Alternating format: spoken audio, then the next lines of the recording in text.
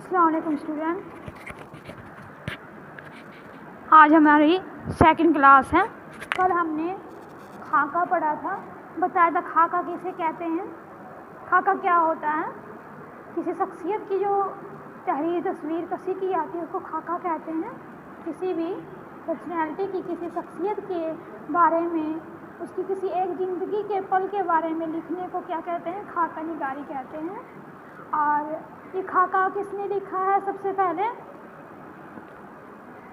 مرزا فرحت اللہ bag نے، ٹھیک ہے۔ تو ہم یہ جو خاکہ جو ہمارے چیپٹر میں ہے، نذیر احمد کی کہانی ایک خاکہ ہے، یہ مرزا فرحت اللہ بیگ نے لکھا ہے۔ تو سب سے پہلے ہم مرزا فرحت اللہ بیگ کی حالات زندگی پڑھیں گے۔ یہ آپ لوگوں کو ایگزام میں بھی آتا ہے، اس کے بارے میں لکھنے کے لیے بڑا کوشچن بھی ہوتا ہے، 5 نمبر کا ہوتا ہے اور 8 نمبر کا بھی ہوتا ہے۔ اس کے علاوہ اس میں سے اگر اس کو دھیان سے پڑھو گے تو اس میں شارٹ کوشچن سارے نکل جائیں گے۔ ابھی دھیان سے پڑھو، اس کو یاد کرو، تو یاد رکھو لکھنے والی چیزیں جو نوٹ کرنے والی ہیں اس کو نوٹ کرو۔ چلو اب اسٹارٹ کرتے ہیں۔ مرزا فرحت اللہ بیگ کے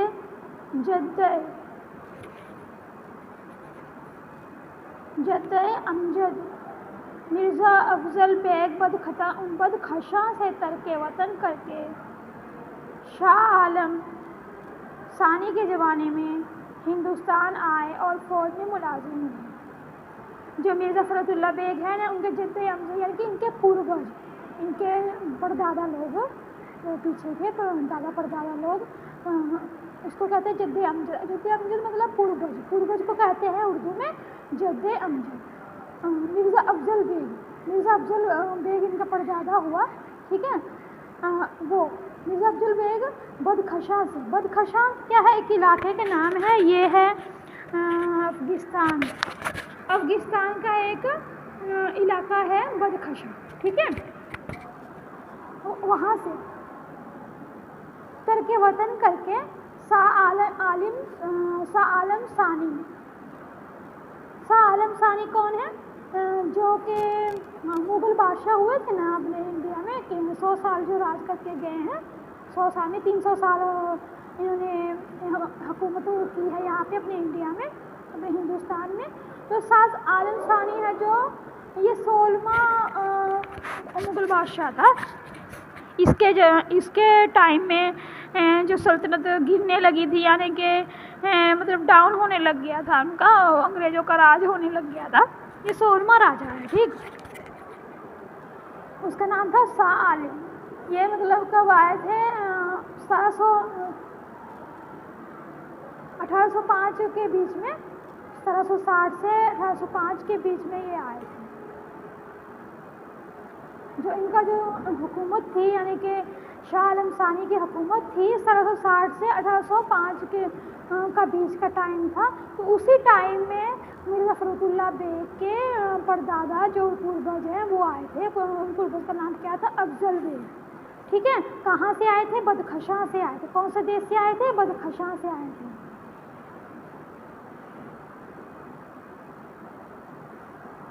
اچھا، اور وہاں سے آ کے ہندوستان میں آئے اور فوج میں ملازم ہو گئے۔ فوج تو پتہ ہی ہے تم لوگوں کو، ہے نا۔ تو فوج میں ملازم مطلب کیا ہے؟ جاب کرنے لگے، آپ کی لینگویج میں کہیں تو جاب کرنے لگے، یہاں پہ آ کے کام کرنے لگے فوج میں۔ فرحت کے دادا مرزا عبداللہ بیگ کی مالی حالت اچھی نہیں تھی۔ یہ تو پردادا ہوا، ٹھیک ہے۔ اور دادا مرزا عبداللہ بیگ، اس کے دادا کا نام کیا تھا؟ مرزا فرحت اللہ بیگ کے دادا کا نام کیا تھا؟ مرزا عبداللہ بیگ۔ ان کے دادا کا نام تھا مرزا عبداللہ بیگ، ٹھیک۔ اور پردادا کون تھا؟ افضل بیگ، اوکے۔ افضل بیگ، دادا مرزا عبداللہ بیگ، یہ تھا۔ مالی حالت ان کی اچھی نہیں تھی۔ 1857 عیسوی کے انقلاب سے یہ خاندان بھی متاثر ہوا اور دہلی سے ہجرت کر کے حیدرآباد دکن چلا گیا۔ 1857 کا یدھ ہوا تھا، جو کہتے ہیں آزادی کی پہلی لڑائی تھی، 1857 57। تو ان کے اسی کی بات کر رہے ہیں کہ اس کے انقلاب سے، انقلاب وہی مطلب کہ جو پہلی لڑائی ہے انقلاب ہی برپا تھا، یہ خاندان کی بھی متاثر ہے۔ کون سا خاندان؟ مرزا فرود اللہ کا، مرزا فرود اللہ بیگ کا خاندان بھی اس سے متاثر ہوا۔ کس سے متاثر ہوا تھا؟ 1857 کے جو بدروہ تھا، ٹھیک ہے، اس سے متاثر ہوا تھا، اور دہلی سے ہجرت کر کے حیدرآباد دکن چلے گئے۔ دہلی، پہلے دہلی میں رہتے تھے، اب کہاں چلے گئے؟ انقلاب کی وجہ سے 1857 کے انقلاب کی وجہ سے کہاں چلے گئے؟ حیدرآباد چلے گئے، جو کہ دکن میں، جو انڈیا ہے نا، انڈیا کا نقشہ آپ نے دیکھا ہوگا، اوپر میں اتر ہے، نیچے دکن ہے، ٹھیک ہے، دکن نیچے آگے، حیدرآباد نیچے ہے۔ اچھا، نیکسٹ پڑھتے ہیں تذکرہ نویسیوں کے مطابق مرزا فرود اللہ بیگ ستمبر 1883 عیسوی میں پیدا ہوئے، ٹھیک ہے۔ کب پیدا مرزا فرود اللہ بیگ کا پیدائش کب ہوئی؟ ستمبر 1883 عیسوی، اس کو نوٹ کر لیجیے، مرزا فرود اللہ بیگ کی پیدائش ستمبر 1883 عیسوی میں ہوئی، لیکن خود ان کے بیان کے مطابق وہ اگست 1885 عیسوی میں تولد ہوئے مطلب پیدا ہوئے۔ کون کہہ رہا ہے؟ مطلب مرزا فرود اللہ بیگ خود کہتے ہیں کہ 1883 نہیں ہے، میرا 1885 ہے۔ اب جو بھی اس میں صحیح ہو، ٹھیک ہے، تو ایگزام میں اگر 1883 آ جائے تو اس کو ٹھیک کر دینا، اگر 1885 آ جائے تو وہ ٹھیک کر دینا، تو دونوں ڈیٹ یاد رکھنی ہے، وہ یہی درست ہے۔ جائے پیدائش محلہ چوڑی والا، دہلی ہے، دہلی مطلب پیدائش کہاں ہوئی تھی؟ محلہ چوڑی والا میں، محلہ چوڑی والا دہلی میں پیدا ہوا، ٹھیک ہے۔ کہاں پیدا ہوا تھا مرزا فرود اللہ بیگ؟ دلی میں، محلہ چوڑی والا میں۔ ان کے والد کا نام مرزا حشمت اللہ بیگ تھا، ان کے والد کا نام کیا تھا؟ مرزا حشمت اللہ۔ دیکھو، پردادا کون ہوئے؟ افضل بیگ، ٹھیک، دادا کون ہوئے؟ عبداللہ بیگ، اور اس کے جو ابا ہوئے وہ کون ہوئے؟ ان کے ابا کا نام کیا ہوا؟ ان کے والد کا نام کیا ہوا؟ حشمت اللہ بیگ، ٹھیک، سب کا نام ملتا جلتا ہے، حشمت اللہ بیگ، اور خود اس کا نام تھا فرود اللہ بیگ، حشمت، فرحت، ٹھیک۔ فرحت صرف 10، فرحت کس کی بات کر رہے ہیں؟ ان کی بات کر رہے ہیں جس کے بارے میں ہم پڑھ رہے ہیں، جنہوں نے کہ ہمارا جو چیپٹر ہے نذیر احمد کو کی کہانی لکھا ہے، ان کے بارے میں پڑھ رہے ہیں۔ اچھا، فرحت صرف 10 روز کے تھے تو ان کی والدہ مشرف جہاں بیگم کا انتقال ہو، صرف 10 سال کی عمر تھی، ان کی والدہ کا انتقال ہو گیا۔ اس کی والدہ کا نام کیا تھا؟ مشرف جہاں، ہاں، کن کے؟ مرزا فرود اللہ بیگ کے دادا کا نام، مرزا فرود اللہ بیگ کی امی کا نام کیا تھا؟ والدہ کا نام کیا تھا؟ مشرف جہاں، کیا نام تھا؟ مشرف جہاں۔ ان کی لاولد اور بیوہ پھوپھی حسن جہاں بیگم نے انہیں اپنی اولاد کی طرح پالا۔ جو یہ مرزا فرود اللہ بیگ تھے نا، ان کی پرورش بھی کس نے کی؟ ان کی بیوہ پھوپھی تھی، بیوہ مطلب پتہ ہی ہے جن کے ہسبینڈ نہیں ہوتے ہیں، ڈیتھ ہو جاتی ہے، اس کو کہتے ہیں بیوہ، تو بیوہ پھوپھی تھی، انہوں نے ہی فرود اللہ بیگ کی کیا کی؟ پرورش کی۔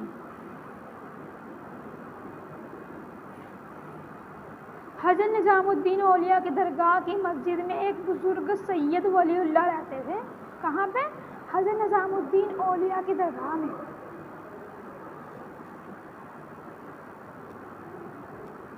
ایک بزرگ رہتے تھے، کیا نام تھا؟ سید ولی، انہوں نے ہی ان کی بسم اللہ کرائی، بسم اللہ سمجھتے ہو؟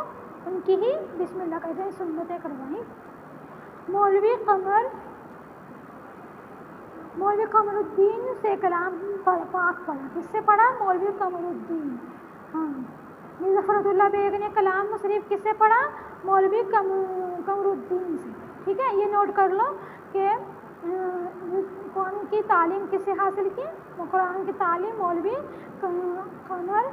قمر الدین سے کلام پاک پڑھا، ٹھیک ہے۔ اچھا، گورنمنٹ ہائی اسکول کشمیری دروازہ دہلی سے انٹرنس کا امتحان پاس کیا، گورنمنٹ ہائی اسکول کشمیری دروازہ دہلی سے انٹرنس کا امتحان، جب بھی کوئی ایگزام ہو رہا ہے، مطلب کہ کسی پہلے جو تھا، اب جو ہے اگر ہم نے بی ایڈ وغیرہ کرنی ہو، وہی किसी चीज़ का एग्ज़ाम देना हो तो उससे पहले हमें इंट्रेंस का एग्ज़ाम देना पड़ता है किसी में एडमिशन लेने के लिए। अब ऑनली अभी तो बीएड में है, बीएड वगैरह डीएलएड वगैरह जब करते हैं इंट्रेंस का एग्ज़ाम होता है तब जाके आपको उसमें आपको एडमिशन मिलता है। तो उस टाइम 12th में भी बैठने के लिए पहले इंट्रेंस एग्ज़ाम देने की ज़रूरत पड़ती थी। इंट्रेंस देते थे जब वो पास कर जाते थे, मतलब उसमें जैसे मार्क्स आते थे उसी के अकॉर्डिंग कॉलेज मिलता है। तो वही एग्ज़ाम कहाँ से किया इन्होंने पास, इंट्रेंस एग्ज़ाम कहाँ दिया था, गवर्नमेंट हाई स्कूल कश्मीरी दरवाजा दिल्ली से, ठीक, दिल्ली में ही एग्ज़ाम दिया है। 1901 में हिंदू कॉलेज में दाखिला लिया, 1901 में हिंदू कॉलेज में दाखिला लिया। यहाँ से 1903 में इंटरमीडिएट खंड की हासिल की, यानी कि खंड मतलब डिग्री हासिल की। 1901 में हिंदू कॉलेज में ही क्या है उन्होंने इंटरमीडिएट कर लिया था उसने, 1903 में इंटरमीडिएट किया था। गए कब थे हिंदू कॉलेज में एडमिशन कब ली? 1901 में, 1903 में फारिग हुए, यानी 11वीं 12वीं वहाँ से की। सेंट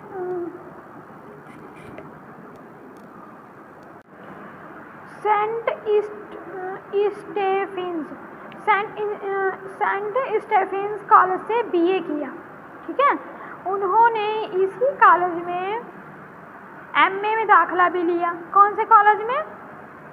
सेंट स्टीफेंस कॉलेज में बीए किया था और इसी कॉलेज में एमए में दाखिला भी लिया। लेकिन मुआशी हालत कमज़ोर होने के सबब तालीम मुकम्मल नहीं कर सके। मुआशी हालत मतलब यानी कि इनके घर की हालत तंगी थी, मतलब तंगदस्ती थी, यानी कि खर्चा पानी मुश्किल से चल रहा था। इसी वजह से वो तालीम अपनी पढ़ाई लिखाई पूरी नहीं कर पाए। अपनी तालीमी ज़िंदगी के दौरान उन्हें खेलों से बहुत दिलचस्पी थी। किन्हें? मिर्ज़ा फ़खरुल्लाह बेग को। किससे दिलचस्पी थी? खेलों से दिलचस्पी थी। क्रिकेट, कौन कौन से खेल थे? क्रिकेट था, टेनिस था, बिलियर्ड कौन सा गेम होता है? वो जो टेबल होता है, चारों बगल हॉल होती हैं ना, उसमें बॉल डालते हैं लकड़ी से, एक लाठी से, उसको क्या कहते हैं? बिलियर्ड। चौसर, शतरंज वगैरह सभी कुछ खेलते थे। कौन? मिर्ज़ा फ़खरुल्लाह बेग। इनको खेलने का भी बहुत शौक़ था। फ़खरुल्लाह बेग तलाश मांस के सिलसिले में हैदराबाद आए। हाँ, फ़खरुल्लाह बेग क्या किया, मतलब अपनी रोजी रोटी कमाने के लिए कहाँ आए? हैदराबाद आए। और वहाँ के एक स्कूल में अंग्रेज़ी के मौल्लिम हो गए। वहाँ पे क्या हुआ? एक स्कूल में अंग्रेज़ी के मौल्लिम मतलब टीचर हो गए, उस्ताद हो गए, ठीक है। मौल्लिम कह सकते हो, उस्ताद कह सकते हो, ओके, ठीक है। 1908 में हाई कोर्ट में मुतरज़िम मुकर्रर हुए। 1908 में हाई कोर्ट में मुतरज़िम मतलब होता है कि लैंग्वेज को तर्जुमा करते हैं, जैसे इंग्लिश है उसको हिंदी बना देना, उसको उर्दू में ट्रांसलेट कर देना, ट्रांसलेटर, ठीक है, उसको मुतरज़िम कहते हैं। 1910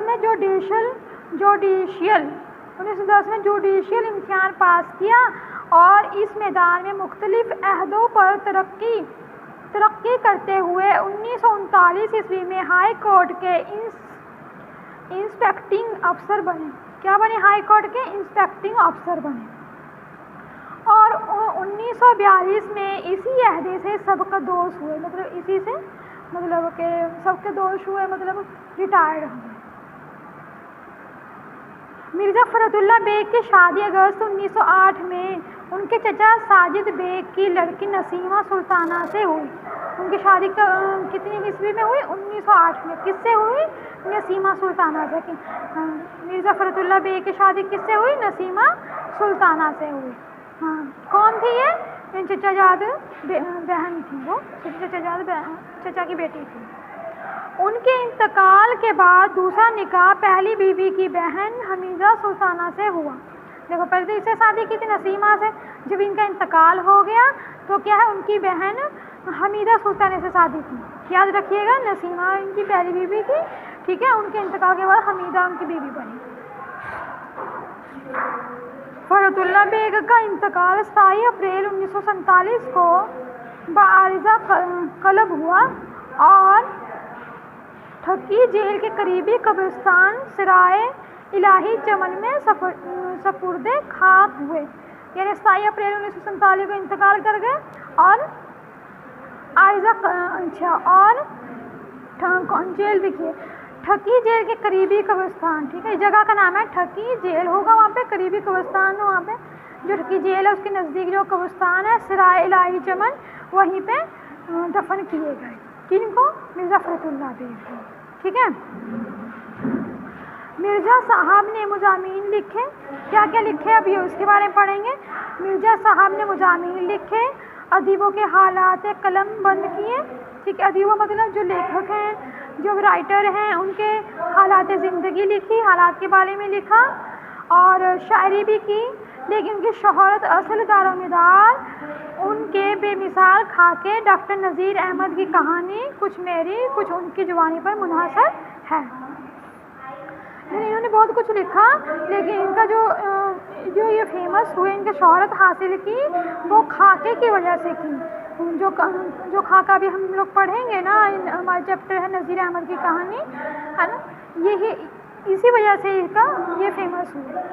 یہ خاکہ پہلی مرتبہ انجمن ترقی اردو کے رسالے اردو کے شمار جولائی 1927 میں طبع ہوئی، یعنی کہ انجمن ترقی اردو ہند ایک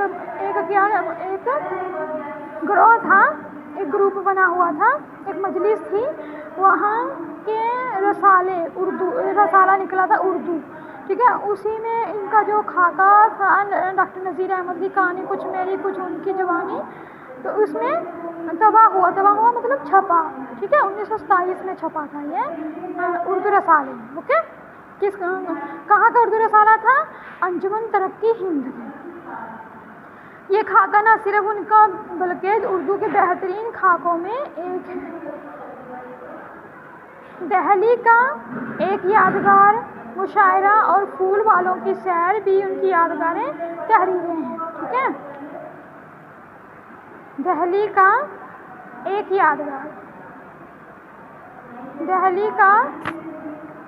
یادگار مشاعرہ اور پھول والوں کی شعر بھی ان کی یادگار تحریریں ہیں۔ ان کے مضامین فرحت کے نام سے 7 جلدوں میں طبع ہوئے، یعنی کہ جو ان کے جو مضامین تھے جتنا بھی انہوں نے لکھا، جو کتابیں 7 کتابوں میں لکھی گئی ہیں، ٹھیک ہے، 7 کتابیں چھپی ہیں ان کی دیگر کتابوں میں۔ اس کے علاوہ اور کی کتابیں ہیں ان کی ہیں انشا، دیوان یقین، دیوان نظیر، میری داستان، میری شاعری اہم ہے، ٹھیک ہے۔ یہ تھا چیپٹر، اپنے سے بھی ایک بار پڑھ لینا، اور جو یاد کرنے والی چیزیں ہیں پوائنٹس ہیں وہ نوٹ کر لینا، اس ٹائپ کا نوٹ کر لینا۔